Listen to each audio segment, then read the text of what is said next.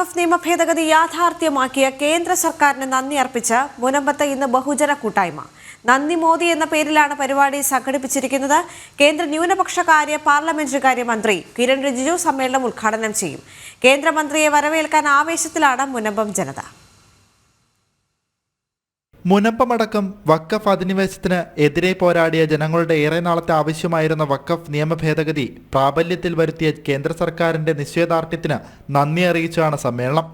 മുനമ്പം ജനത നയിച്ച ജനകീയ സമരത്തിന്റെ വേദിയായ മുനമ്പം വേളാങ്കണ്ണി പള്ളിയുടെ തിരുമുറ്റം കേന്ദ്ര സർക്കാരിന് നന്ദി പ്രകടിപ്പിക്കുന്ന ബഹുജന കൂട്ടായ്മയ്ക്ക് സാക്ഷ്യം വഹിക്കും.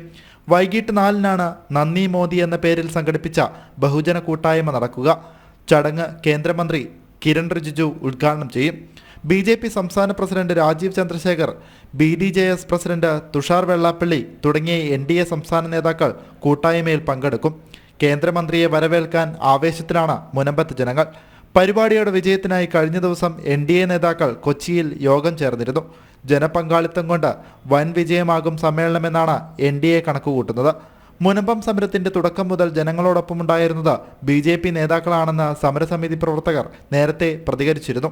തങ്ങളുടെ ദുരിതത്തിന് കാരണമായ വഖഫ് നിയമത്തിൽ ഭേദഗതി നടപ്പാക്കണമെന്ന ആവശ്യം സമരസമിതി പ്രവർത്തകർ ഉന്നയിച്ചിരുന്നതാണ്. നിയമം പാർലമെന്റിൽ അവതരിപ്പിച്ചപ്പോൾ പ്രതീക്ഷയോടെയാണ് ജനങ്ങൾ വീക്ഷിച്ചത്. ഭേദഗതി പാസ്സായതോടെ കേന്ദ്ര സർക്കാരിന് നന്ദി പ്രകടിപ്പിച്ച് മുനമ്പത്ത് ജനങ്ങൾ പ്രകടനം നടത്തിയിരുന്നു.